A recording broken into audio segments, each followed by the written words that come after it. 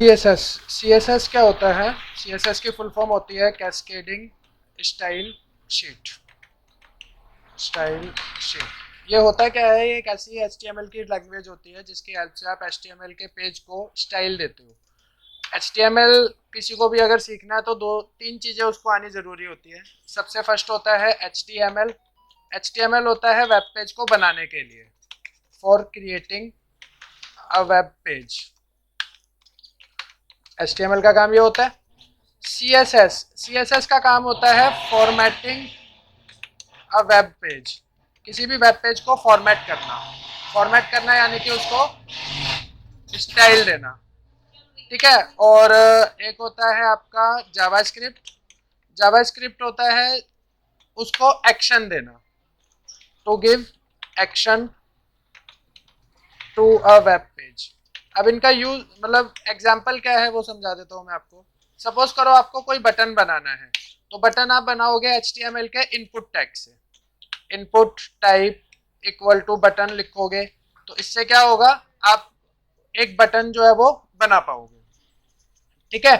अब मुझे इस बटन को स्टाइल देना है कि इस बटन का मुझे साइज बड़ा करना है या इस बटन का मुझे कलर चेंज करना है, XYZ इसके साथ कुछ भी करना है इसके विजिबिलिटी को लेकर के, तो वो मैं CSS की हेल्प से करूंगा।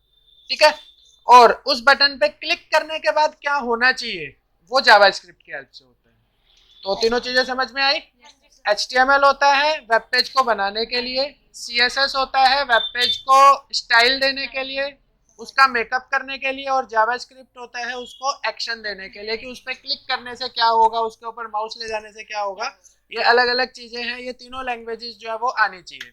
तो CSS जो है वो एक इम्पॉर्टेंट पार्ट है HTML का। किसी को अगर वेबसाइट बनाना सीखना है HTML की हेल्प से तो उसको ये तीन चीजें आनी बहुत जरूरी होती है, जिसमें से CSS जो है वो एक इम्पोर्टेंट पार्ट है। तो CSS की जो डेफिनेशन होगी वो क्या होगी? It is a style sheet which is used to give styles to a HTML page. ये एक स्टाइल शीट होती है जो HTML पेज को स्टाइल देने के लिए यूज की जाती है। ठीक है। अब जो CSS होती है ये आप तीन तरीके से यूज कर सकते हो। एक आप इनलाइन यूज कर सकते हो, एक आप एम्बेडेड करके यूज कर सकते हो, और एक आप एक्सटर्नल फाइल में यूज कर सकते हो।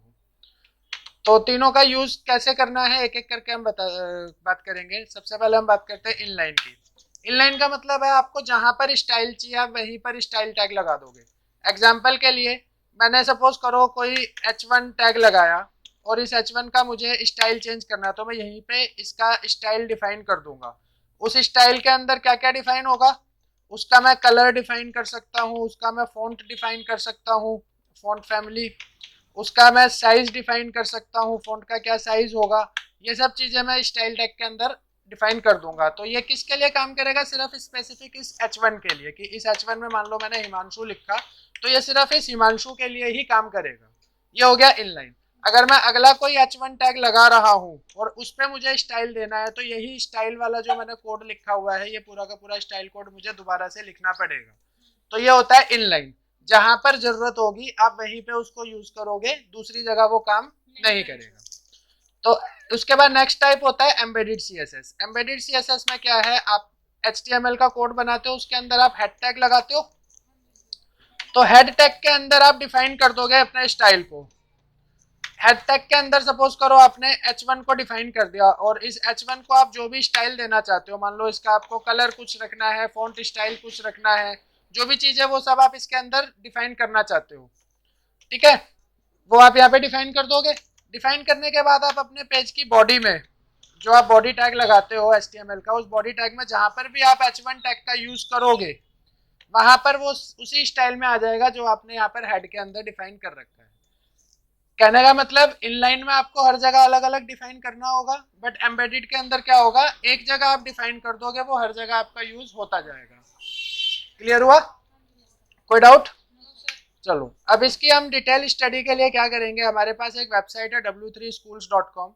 इस W3 Schools वेबसाइट को आपको ओपन करना है और यहाँ पर CSS का टैब आपको दिखाई देगा। इस CSS टैब पे आप जब क्लिक करोगे तो आप देखोगे यहाँ पे CSS ट्यूटोरियल्स के बहुत सारे टॉपिक्स आपको दिए हुए हैं। एक एक करके आप इन टॉपिक्स को करते जाओगे। एक दिन में मान लो 3 से 4 टॉपिक्स अगर आप करते हो, जैसे अभी होम दिया हुआ है, फिर इंट्रोडक्शन पे जाओगे, इंट्रोडक्शन आ जाएगा उसका, सिंटैक्स पे जाओगे, सिंटैक्स आ जाएगा। तो एक एक करके जब आप इनको करोगे तो आप ये अपना आदत बना लो कि एक दिन में कम से कम 4 से 5 टॉपिक आपको करने हैं। तो विद इन 10 to 20 डेज आपका CSS जो है वो कंप्लीट हो जाएगा और बहुत अच्छे से समझ आ जाएगा।